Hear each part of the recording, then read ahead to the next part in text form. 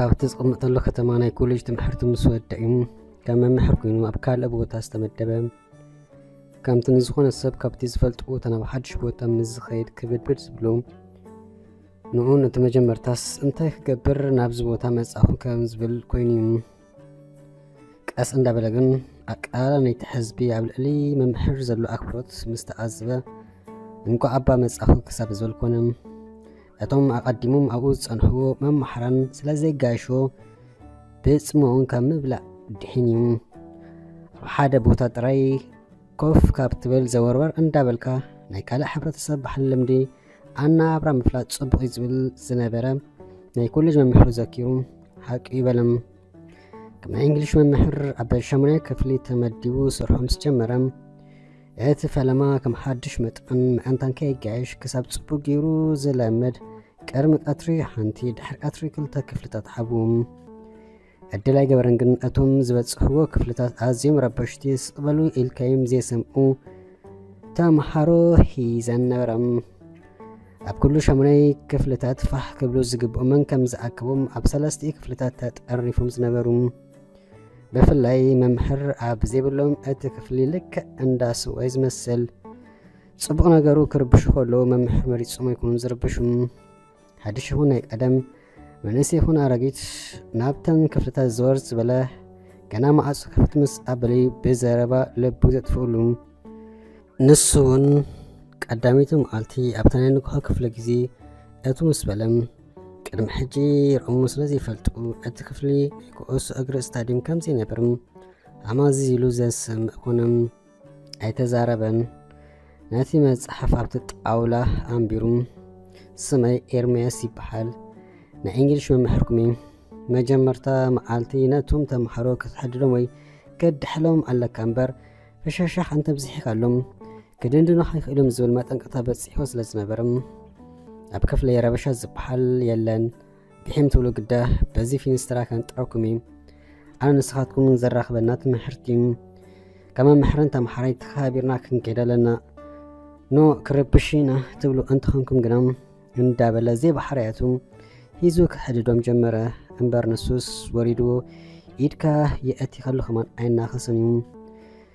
تام حارو أزي سروكميو زمسل اندابلو نكل تسمون مستتصمموم يقداس من محر إرمياس مريس سلام علو يلو جيس قبل مسجمرم كاس اندابلو كدافرو جمروم شو آخلس بلو إلكاي مش كبلو ماليسوم إلا قصوم ولا إذنهم عتحيزو أمبركهم كل يمزقللوم نيبرباش قرم تمكرو زلو يمزمسلوم مخان حق من قلقم عبشاموني كفلي تراي سلستا جزي زيتارفو لهم يتوم محران كلا قصلهم انت دليم لما أمس انت تعرفكم أبز بيت محرتت إيسا كان حبابكم مناويك دايركتر خنقبركم منا زبلوهم كتقو أصر ملكا بفتسهم زي حسابيو بيمانا يتساقي زلو مستقبلون بتساقام زلو يجمرو شؤم أخلوت نترى بشا مدب حانس إسقام مستوافر لهم زمسلوم سقبل بايلو مسمع مسعبي وببتركس حالهم جمرم يا قداس نتبترون زلمريم زمسلو أجب أيبلونيم كاب زمحرو سقبلو زبلو يزبزه كيرونكا أنت بلا كسافر كسيمستر تتسأمم شؤو قديها كرأي مسبلو كيف تواكت ممزو السنم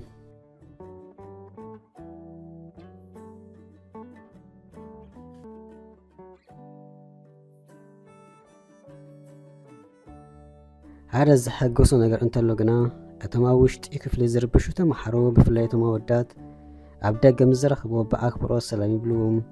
زخوان نبرات تسكيمو مزرقيو سقرفو قديفهم نابتا استخاريا قزا يبسحلوم مايتي بيت محتن لا شحي كبل إلو مزعاتو ولون عبداق حساب أي كفلنيم نباركا من كم زخبرلو زي فلات تخفيل كيس لزبحال مخفال ترحون أيكونان مشناي حادة بانينو نعسرتا تخفيل كي أبزخر كايو جيزي كتبال أوت خيلي خي زبحال اعتان والد انتخونا كامل الخاف أيرفان أمان قد قلعين اعتان أسرت حدا كفليك حلو عزق بأن بسن كم ترافن شمايا كفلي زم حرام أبي زبلا حنصب عينين يتقالون سلام كبلو يدلي راقيسون مزحلف كأم نحنا كمان سلام إلنايو أبي زلو دعلو أندا بلا يسحلوم የግዳስ እቲ መጀመርታ አንታ እንታይ ዝገበርኩ ሰቢ ዘይምሕራን ይብል እንተነበረ ስለ ዝለመዶ ጻም እዝኒ ክሕበን ዝወሰነም ምዃን ብቁርቤን ዝዓብዮ እምበር ዘይመሰጠኒም ህይወት ብከምዚ እንዳቐጸለ ግና ሓንቲ ካብተን ተመሃሮ ሓልፊ ሰባ ክትግደሰሉ ጀመረት። ዋላ እኳ ኣብ ትምህርታ ኣይንፍእቲ ኣይሕማቕ እንተነበረት ናቱ ግዜ ንክትኣክል ብሓንቆታ ክጽበ ጀመረት። ኣብ ማእኸል ኮፍ ምባል ገዲፎም ቦታ ቀይሩን ኢላ ኣብ ቅድሚት ኮፍ በለት። እቶም ካልኦት ክርብሹ ከሎ ንሳ ገና ኣብቲ ናቱ ክፍለ ግዜ ስቕ በሓሊት ኮነት። ወራ ሕሉፍ ሓሊፍዋስ ሓንሳብ ክርብሹ ምስ ትሰምዖም ኣታ ዘይት ገድፍና ንኣኹም ዲና ክንሰምዕ መፂና ዋላስ ክንምሃር ብዘይ ልባ ክትብል ጀመረት። ኣረዲእዎም ገለ ዝስራሕ ኮፍ ምዝብል ኣብቲ ናቱ ቦታ ጥራዝ ሒዛ ኸይዳም ኣይተረድዕን ኣረድዕን ክትብሉን ጀመረት። ንሱ ግና እዞም ክላስ ደኣ እንታይ ሓሲቦም ክልወጡ ጀሚሮም ካብ ምባል ሓሊፍ ዋላ ሓደ ትዕዝብቲ ኣሕደረን። ሕራኢሉ ከረድኣ ይጸንሕ። ድሕሪ 5 ደቂቃ ትምለሱ። ዋላካ ገሊኦም ኣብተን ዝምሕራለን ክፍልታት ኣብ ትምህርቲ ዝግደሱ እንተኾኑ ከም ናታ ደጋጊሙ ዝሓቱ ስለ ዘይረኣየ ተገዳስነታ ክሐግሶ ጀመረም። እምበርካ ብዝተኻለ መጠን ፍልጠቱ ከካፍል ስለ ዝደሊ ክገልጽ ከሎ ካብ ትምህርቲ ንላዕሊ ኣድሕብኣ ኣብኣ ትገብር ሓንሳብ እንታይ ከም ትገብር ዘላ ነብሳ ከማን ድንግርግር ይብለዩ። ብዝተኻለ መጠን ተመላኽያ ትጻቢኣ ክትመጽኣ ትፍትን ሓንሳብ ሊፕስቲክ ጌራ ክትመጽእ ከላ ዳይሬክተር ስለ ዝረኽባም ኣልግሲ ወይ ተመላሲ ስለ ዝብላ ካይፈቶ ጸራሪጋ ትኣቱም። እቲ ካልእ ዓይነት ትምህርቲ ብእንግሊሽ እንተዝቕየረላ ኣይምስ ጸልአት ነይሮም። ክምሕር ይጸንሕሞ ከም ገለ ኢሉ ናብኣ እንተጠሚቱ ዓይኒ ዓይኒ ስለ ዝጋጮ ብሕፍረት ድንን ትብል። ንሱ ግን ከየስተብሃለላ ውራይ ምምሃሩ ይገብር። ድሕሪ ቀትሪ ስለ ትምሃር ምስ ተፈደሱ ካብ መሓዙታ ተፈልያ ደድሕሪ ክትከይድ ትደሊ። ምድላይ ጥራይ ግን ኣይኮነን ከማን ዝበዝሐ ግዜ ንሱ ከይረኣያ ገዝኡ ኣብፂሓ ኣብ ፋናቶ ንገዝኣ ትምለስ። ሓደ ግዜ ሰዓት ፍዳስ ኣኺሉ ምስ ተፈደሱ ከም ኣመላ ክትጽበ ድሕሪ ምጽናሕ ደድሕሪኡ ክትከይድ ጸኒሓ ሎምስ ክዛረብ ኣለኒ ስለ ዝበለት እንዳጎየት ኣርኪባም ሰላምታ ድሕሪ ምልጋስ መእተዊ ዘረባ ስለ ዝጠፍኣ ክትብል ድሕሪ ምጽናሕ መምህር እታ ኣንተወይ ዝመሃርኩምናስ ብምልኡ ኣይተረድአን ደጊምኩም ደኣ ዘይተረድኡኒ ምስ በለት ተገዳስነታ እንዳገርሞም እሞ እንታይ ጸገም ኣሎ ጽባሕ ዘይረድአከ እንዳበለም መለሰላ። ንሳስ ነቲ ትምህርቲ ዘይኮነ ኣብ ልዕልዩ ተገዳስነት ከም ዝሕደረት ኣበይልዎም። ኣብ መንጎ ዕላል ግና ምስ መንድኣ ትነብሩ ኢላ ምስ ሓተተት በይኑ ከም ዝነበር ምስ ሓበራም እሞ ገዛ ገለ ደኣ መን የለዓልኩም ምስ ሓተተት ደጊሞም በዓለይ ዝብል ሓፂር መልሲ ሓባም። ኣራይ መምሕር በዚ ገዛ ኢላ ተፋናያቶ ኸደት። የግዳስ ምስ ነፍሳ ክትዛረብ ጀመረት። ምስክና መምሕር ተካሎም ኢሎም በዕለዮም ገዞም ዘጻርዩ መግቦም ሰርሑ። ኣንታ በዕለይ ደሞ ክሕግሶም እንዳበለት ካብ ሓልት ዝተልዓለ ዲብ ፈትወት ብዝኣብኡ ልዕሊ መጠን እንዳሓሰበት ካይተረድኦም ገዝኣ በጽሐት።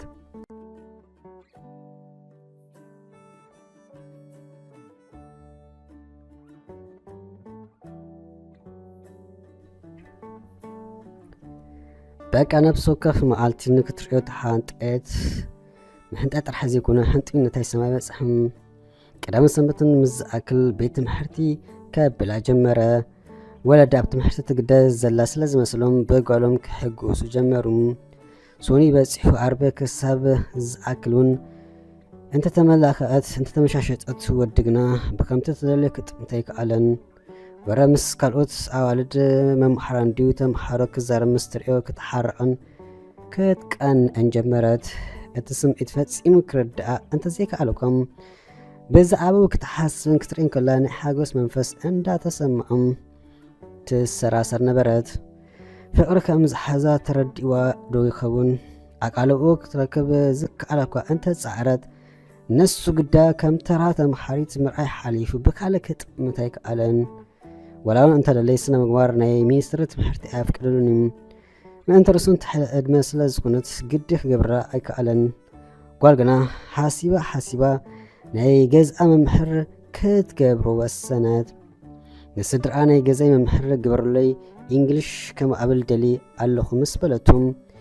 ናይ ትሕሶ ፀገም ስለ ዘይነበሮም ብተሓጓስ ሓራኢሎም ኣይሰሙን ሳለስቲ ንሶም ዝፈልጥዎ መምሕር ኣምፅኡላ ጓል ፈፂማ ክትቀበሎም ኣይከኣለትን ምእንታን ኣብ ክፍሊ ኣብ ገዛን ሓደ ክኾነለይ ንመምሕር ኤርምያስ ዝደሊ ምስ በለት ወለዳ ክቋሟ ኣይደለይን ወሸለ ተምሓራትና ዝኾነ ይኹን ጓልና ጥራሕ ተንፍዓና እንዳበሉ ኣብ ቤት ትምህርቲ ከይዶም ረኸቡ ምስ ተዛረቡን ናይ ኮሙታት መደብ እኳ እንተዘይነበሮ ተወሳኺ ገንዘብ ኣብየት ፅላ ኢሉ ሓራ ይበለም ኣብ ሰሙን 3 ግዜ ከረድኣ ተሰማሚኡ ስርሑ ጀመረም ጓል ግና ካብቲ ትምህርትን ልዕሊ ኣድሕብኣ ኣብ ልዕሊ ስለ ዝነበረም ተረዲእ ክዱ ምስ ዝብለ ኣይተረድአንን ትብሎሙ ሓራኢሉ ከም ብሓድሽ ጅምር በከምዚ ኣብ ትምህርትን ኣብ ገዛን ቀጻሊ ስለ ተረኽቡ ፈቶቶም ብኡ መጠን ወሰኸም ብፍላይ ኣብ ትምህርቲ ከምዛ መሓዛ ሕግግ ክብሎ ትደሊ ንሱ ግና ከም ሰባ እምበር ካልእ ገፂሕ ባይነበረን ኣብ ገዛ ክምሕራ ኢሉ ምስ መፀ ትገብሮ ክዳንን ተንስነሰብ ጨና ዋዊ ዘብል እዚ ኩሉ ንኦ ክስሕብ ላዕልን ታሕትን እንተበለት ንሱ ግና ወይ ከም መሓዛኣ ካብኣ ኣብይ ስለ ትብል ኩሉ ነገራ ምስ ኣስተባሓለትለም ወላ ዕላላ ዘበለ ብዛዕቡ ከም ዝኾነ ምስ ተረድአት ኣፍቂራቱ ከም ዘላ ቁብ ኣበለታም ምስ ነገረተውን እትፈልማ ፍቅሪ ይኹን ኣይኩን ዝፈልጥ ይብለይን የግዳስ በቃ ገጹ ክርኢ ደሊ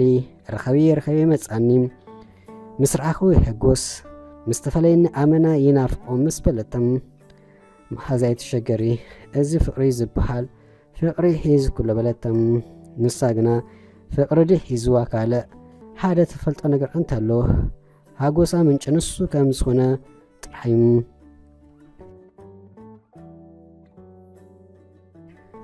ዓይኑ ምጥማት ዘብዛሓትሉ ወዲ ደንጊስ ፀገማ ክረድኦ ክኢሉ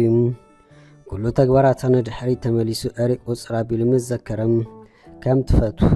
ርግፀኛ ኮነም ኣብ ክፍሊ ክምሕር ከሎ ናብኣ ገጹ ምጥማት ክስጋፍ ጀመረም ዓይኒ ምዝጋጩ ሕጅስ ክስንብዱን ጀመረም እንታይ ከም ዝገብር ኣቕሉ ፀቡም ክፍሊ ቀይርን ርክብል ዋላስ እንታይ መዓስ ኣርኪዋትሉ እዚ ከምዝታት እንዳበለ ብዝተኻእሎ መጠን ካብ ቅድሚኣ ክርሕቕ ጀመረም ክምሕራ ንገዝኣ ምስ ከደ ብዙሕ ገጽ ክሓበ ዘምፅኦ ገይሩ ቀልጢፉ ግልብጥ ኢሉ ይወፅእ ኣብ ክፍሊ ብጌጋ ናብኣ ምጥማት ገደፉ እንተና ጠበይ ዝበሃል እንዳበለ ተሸቁረረም ንሳ ግና ገጽ ኣብ ዝከልኣ ቁፅረ ፍቕራ እንዳወሰኸ መፀም ክምሕራ ምዝመፀ ሻሒዶ እንጀራ ጽማቕዶ ባናና ክትብል ኣብ ነፍሲ ወከፍ መዓልቲ ምስ ኣብዝሓትሉ ኣቕሉ ስለ ዝፀቦ በቃ ካልእ ሲትረፍ ነዚ ኣብ ገዛኦም ምምሓር ክገድፉ ኣለኒ እንተበለኩም ስድራ ግና ንኣኻ ስለ ዝመረፀት በጃኻ መሓርልና ስለ ዝበሎም ከይፈተወም ሓራ ይበለ ቀንዲ ኣሰኪፉ ዘሎ እቶም ተምሃሮ ፈሊጦም ዘይሽሙ ክሒቦሙ ከይዋረድ ብምስጋዩ ኣብ መወዳእታ ግን ክዛረብ ኣለኒ ስለ ዝበለም ሓደ ጊዜ ስድራ ጌሾም እንዳምሓራ ኩሉም ኣብ መንጎ ግና ከም ትፈቱ ከም ዝፈለጥ የግዳ ንሱ መምህር ንሳ ተምሓሪት ከም ዝኾነት ካልኣይ ነገር ከዓ ኣብ ትምህርታ ክትድሕድ ከም ዘለዋ ምስ ሓበራም እሞ ኣነ ፍትውቱ የዘብለካ ምስ በለቶ ዝምልሱ ጠፍኦም ክብሉ እቲ ተገዳስነታ ኣምና እንዳዛየድ ምስ መፀ ንሱን ከይተረድኦ ክእፈትዋ ጀመረ እንተኾነ እንታይ ከም ዝገብር ኣቕሉ ፀቡ ብዝተኻእሎ መጠን ስምዒቱ ክሓብእ ፈተነ የግዳስ ፍቕሪ ሓያል እንዲ ኣይከኣለን ኣብ መንጎኣን ኣብ መንጎ ስርሖታ ቀርቀረም ወላ ደኣ ጓል 16 ዓመት ትኹን ደኣምበር ነፍሳ ፅቡቕ ስለ ዝኾነ ናይ ጓል 20 ነፍሲ ዝመስል እተን ኣጥቆቶን ፍርፍሪ ኢለን ወፂንን ከምዛ ካብ ቅድሚኣ ክርሕቕ ይቃለስ ከምዚ ነበረ ኣብ ነፍሲ ወከፍ ካልኢት ክሪኣ ትመነዩ የግዳስ መሳሕቲ ይኩኑ ተምሓሮ ፈፂሞም ከይፈልጡ ዝከኣሎ ጠንቃቃ ኣካየደም ገዝኣ ክምሕራ ምስ ከደ ካብ ዝምሕራ ዘዕላ በዝሕም ክሳብ ስርሑ ዘንግዕ ኮነ ንሳ ግና መፍቶታ ብቀደሙስ ንሱ እንዲ ድሌታ ዝነበረም ኣብ መንጎ ግና መምሕር ምዃኑ ስለዝወጥኡ ናብ ስርሑ ይመለስ ዘይከውን ኮይኑ እምበር ኣብ ከተማ ወሲዱ ሸና እንተዘብላ ይምስፀልአን ኣብ ሕቁ ኣደይቡ ሸሸይ እንተዘብላ ክንደይ እኳ ባሕ ምስ በሉም ተማሓሪቱ እንተዚትከውን ኣፍቂረካ ኣለኹ ኢሉ ፍቅሩ እንተስተማቕር ኣበይሙ ካይተረድኦ ብምሒር ምልማድ ኣብዚ ሓሳብ ጉዳይ እኳ እንተኣተወ ኩምኑላ ምስቲ ኣዘባ ግን ትፅላእ ጓል ኮይና ኣይረኸባን ንኣ ምፍቃሩ ኣይተጋጊን እቲ ፀገም ገና ጓል 16 ምሕላዋን ተማሓሪቱን ብምዃኖም ስድራ እንታይ ክብልዮም ንስምዓይ እኳ ኣይጥዖም እንዳበለ ብዝተኻሎ መጠን ስምዒቱ ኣብ ውሽጡ ቀቢሩ ክጓዓዝ መረፀም በቲ ሓደ ወገን ጓሉን ካብቲ ናይ ቀደም ንላዕሊ ግዜ ክሕባ ስለ ዝጀመረም ተሰሚዕዋ ዘይፈለጥ ሓጎስ ባሕታ እንዳተሰምዓ ከም ቤተይ ኣንደረት ኣብ ክፍሊ ዓይንን ዓይን ምዝጋጨው ክምስ ክብል ጀመረም ኣብ መንገዲ ክተፈኖ ምስ ትደሊ ሓራይ ናይ ክብላ ይደሊም በቲ ሓደ ከዓ ስለስከፍ ድሌታቱ ጎስዩ በይኑ ይኸይድ ገዛ መፅይ ፀብሒ ክሰርሓልካ ከፅራልካ እንዳበለት ሙኽ እኳ እንተበለቶ መፅራይ ኣይኮነን ጠቕሊላ ምስኡ እንተተቕመጥ ኣይምፀልአን እንተኾነ ብካልእ ክፈልጣ ነይሩዎም ፍቕራ ግን ኣብ ውሽጡ ተደጉሉ ኣቃፀሎም ኣብ ዘረኸባ ሰዓት ሰዓማ ይመፁ እዊ በለ ኣብ ሂወቱ ሙሉእ ከምዚ ዓይነት ስምዒት ተሰሚዑ ኣይፈልጥን ዝገብሮ ጠፊእዎ ኣቕሉ ፀቡም ከም ዘፍቅራ ክነግራዶ ዋላስትን ክብል ይብልሙ መሊሱ ኸ ርእሱ እንዳሓኸ ሃራይ ከም ትብለ ንፍሉጥ እንድዩ ብድሕሪኸ እንታይ ክኸውን እንዳበለ ምስ ነፍሱ ተማኸረም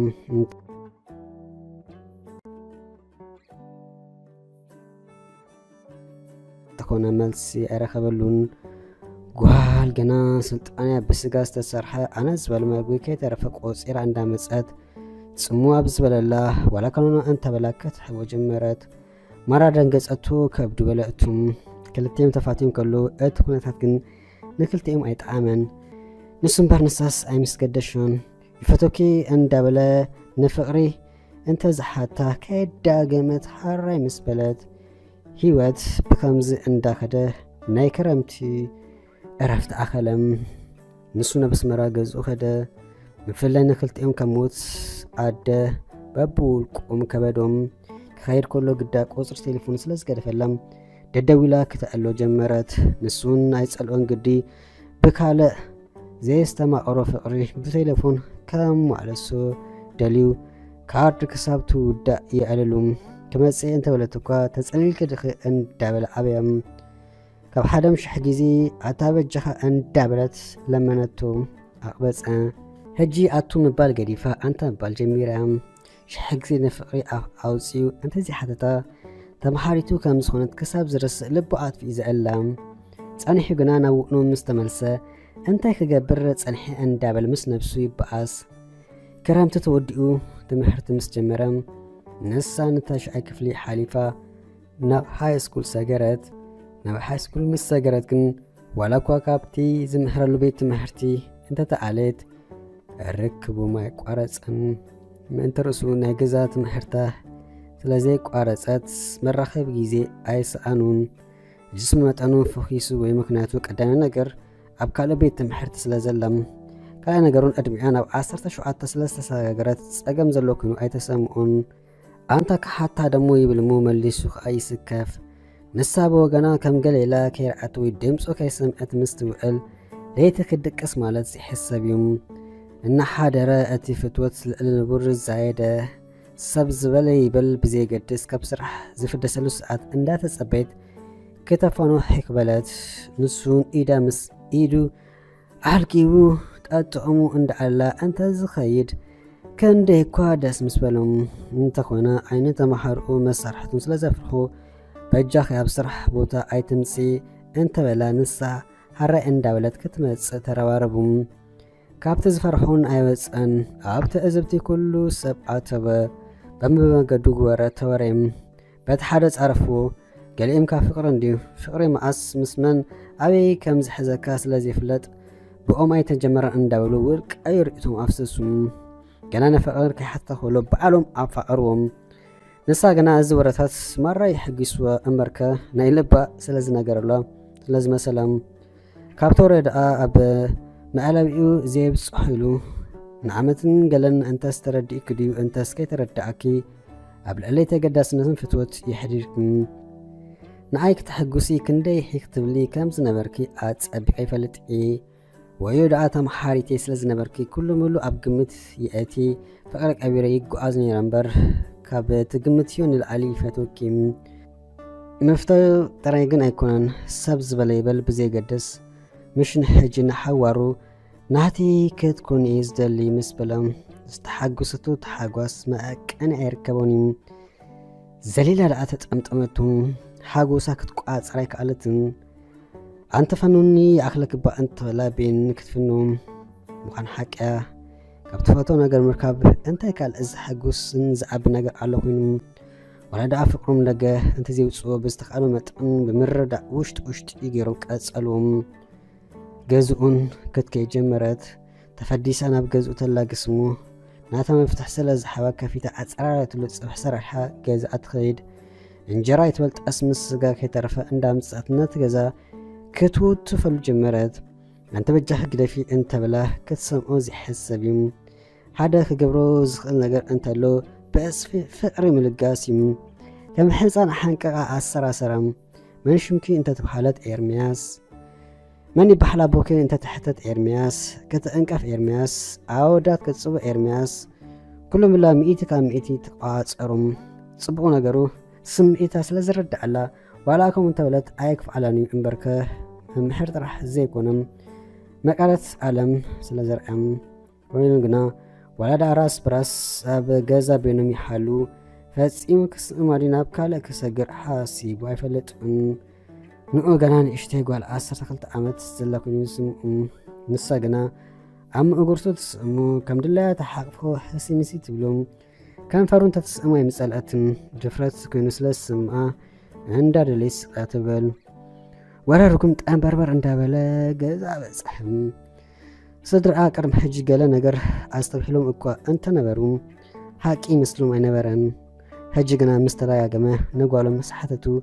እወፈትዩ ብዘይብኡ ካብ ዝነብር ሞት ይቃላኒ ምስ በለት ኣቦ ኣማር ሓረቐም ሓዊ ለቢሱ ሓዊ ኮሊሱ ይኣገርገረም ኣዲኣ ግና ንኤርምያስ ኣይፀልአቱን ብቀደሙን እዚ ሰብኣይ ጓሌ እንተዝኾን ትብል ዝነበረት እምበርከ ኩሉ ኩነታቱ ምስ ተዓዘበት ሰብኣይ ጓለይ ዘብል ኮይኑ ስለ ዝረኸበቱም ንሰብኣያ ክትኣምኑ እንተፃዕረት እኳ ወይከ ጓለይ መንገዳ ክትስሕተ ኣበኸ ኢላቱ እንዳበለ ኣገርገርም ኣብ መወዳእታ ክፈልዮም ብጣዕሚ ፃዕረም ምስላጥ ምስ ኣብዮም ቅድመ ኩነታት ኣምፀአም ነዛ ጓለይ ካብ ቀዳማይ ክሳብ 15 ከም ትወፅእ እንተጌድክዮም ንፍቅርኹም ክምርቆይ ምስ በለም ንፍቅሪ ክትብል ካልእ እኳ ዝኽፈል ኣይኮነን ጥቕምኻ እንዳሰራሕኻ ሓራ ኢሉ ተሰማምአም ንኣውን ሞራል ኣስነቐም ኣብ መንጎ መጽናዕት እትኽስትብል እሞ እንተኾነ ኤርምያስ ስለ ዝረአያ ተበራቢራ ገጻት ሓፂባ ናብ መጽናዕት ትምለስ ኤርምያስ ተኾነ ዝተፈላለየ ሜላ እንዳምፅአም ምስ ካልኦት መምሓራ እንዳተሓገዘ ቀስ ብቀስ ለውጢ ከም ትምፅእ ገበራም ኣብ ገዛ ክረዳዕ ከሎ እንዳተደጓደጎት ኣብ መንጎ እንዳሰሓቀት እንዳተፃወተ ስለ ዝምሕራው ህይወት እንዳስተማቐረት ስራሓ ትሰርሕ ዝነበረት ዓለም እንታይ መክሰቦም ዝሓሊልካ ዘኽብረካ ዘፍቅረካ ሰብ ክትረክብ ከለኸም ፅባሕ እንታይ ይፍጠር ብዘይገድስ ኣብታ ብሓባር ዘለኻያ ሰዓት ክተስተማቕረለኩም ዘኢሩ ኣብ መወዳእቱስ ሓሳብ ልቡ ስለዝሰመረሉ መበል 16 ወፀት እውይ እንታይ ክብለኒ ኣቦ ኢላ ማራ ፈሪሓ እኳ እንተ ነበረት እንተኾነ ኣብ ጋሉ ዓብይ ተስፋ ስለ ዝረአይም ኣብ ዝቐፅል ክፍሊ ዝሓሸ ተርታ ከም ትሕዝ ስለ ዝፈለጠ ደጋጊሙ ደኣና ምሕር ኤርምያስ ኣመስገነ።